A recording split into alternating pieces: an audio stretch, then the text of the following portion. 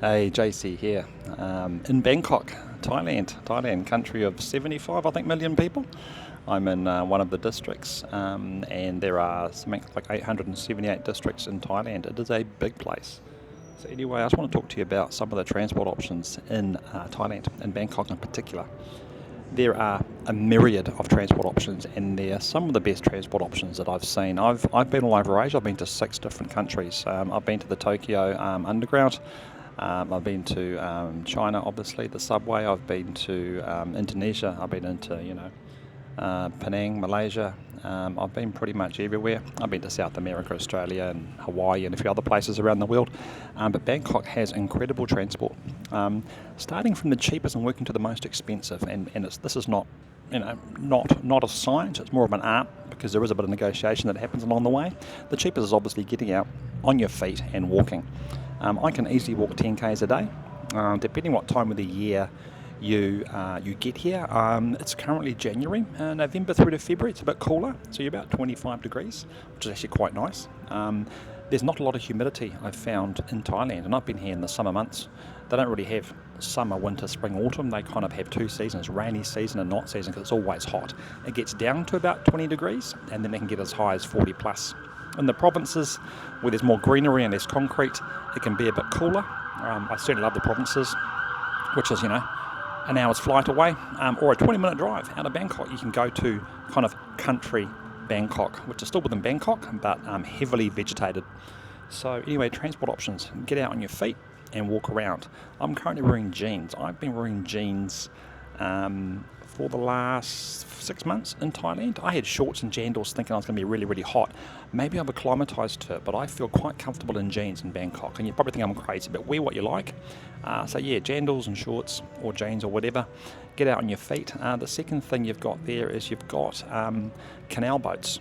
I'll put some links into some videos and some details about the canal boats. You can get canal boats. There's canals that run all the way through Bangkok, and they are incredibly cheap. You can get onto one of those for, $1 or 50 cents NZ, a British pound or less easily, and you can travel all over Bangkok where the canals will take you. The third option is probably going to be a mixture between taxi and Grab. So you can get onto a taxi. Most of the taxis won't use the meter when you hop into them unless you ask them.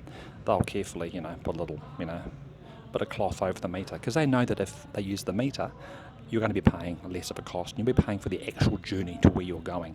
So if you hop into a taxi, you can flag them down. There's thousands of them, obviously, in Bangkok. So if you see a taxi, flag it down. Ask them for the price to get to the location. It's a bit difficult because a lot of people who work in Thailand and Bangkok don't speak that good at English. So get out your Google Translate and just show them the location. And you can negotiate the price, absolutely. Or you can say, can you use the meter? Often they'll say no. So what I use is the Grab app, G-R-A-B. There's a couple of other apps, but I use the Grab app, and you put in your current location, which, like Uber, it'll pick it up, and you put in your destination.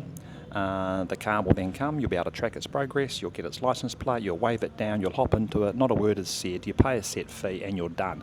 So Grab is probably the cheapest as far as, from canal boats. You've got Grab. You've probably got the motorcycles in between the two. So motorcycles, which you can also get on the Grab app, G-R-A-B, off Play Store or whatever, on your iPhone as well. The motorcycles are about a third, maybe a half cheaper than the cars. But I've been on a couple of bikes, a little bit scary, but they're quicker because they dart through the traffic. Helmets are optional. You'll find that many people don't wear helmets in Thailand. It's illegal. It's kind of a law to have them, but the police don't crack down, because if they crack down, then what are they going to do? They'll take half the people off the road. So you've got walking canal boats, probably the scooters or the motorbikes. You've then got the Grab or the taxis. Somewhere in the middle there, it's like I said, it's not a science, more of an art form. You've got the BTS, which is there's one right there. That is the SkyTrain. It goes above the ground, of course. You've got the subway as well. They're very cheap. So I've got a card. It's a rabbit card, and I pre-populate that with dollars or baht, and I can just tap on and tap off, and I can go anywhere in Bangkok. And there are, I'll put the link in the video. There are many different connecting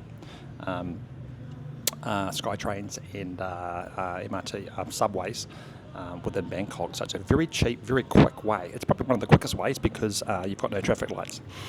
What else have you got? My goodness me, you've got canal boats, you've got river boats, we've done taxis, walking obviously, we've done scooters, tuk tuks. Oh my god, probably the most expensive way to get around Bangkok, but almost as fast as a bike, but a hell of a lot more fun. Definitely at night time, if you're out with the lads or the lasses and you're having a few drinks at a bar or club, get on tuk tuk and they'll scream through central Bangkok if there's not too much traffic at about 50, 80 k's an hour, sometimes 100 k's if there's no traffic, and they'll be blasting music. So tuk tuks are very, very fun.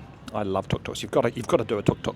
You will pay 2 or 3 times what you would pay in a taxi. But look, to be honest, when you get in there and you're paying 200 baht, which is, barely $10 NZ or £5, you're only going to be going, 1 kilometre. You can almost get to the airport, which is 20 k's away for the same price. It's just crazy. But it's fun, and it's still, relatively speaking, quite cheap. So yeah, tuk-tuks are probably the most expensive way to get around Bangkok, but they have a lot of fun. If you want to go further afield, outside of Bangkok, you've got a myriad of trains. Oh, almost forgotten. Trains. I've not been on any trains in Bangkok yet. I haven't gone that far. I tend to fly. If it's going to be more than an hour or 2 or 3 by taxi, I'll just fly if there's an airport close. Vans and buses. So you can get from Bangkok to Pattaya, depending on how you want to pronounce it, Pattaya. You get there for about 5 NZ dollars, 7 NZ, sorry, about 7 NZ dollars, about £3 or £4. And that's about, it's a couple of hours to get there. By coach, which has got air conditioning, USB chargers. That is cheap as chips to go to Pattaya. So you can get a coach, and there are a myriad of coaches. You can just hop up, go to Ekamai station, which is not far from here, and you can get in line, and they've got coaches leaving. Probably 10 an hour are leaving to go to Pattaya or anywhere else in Bangkok and surrounding districts.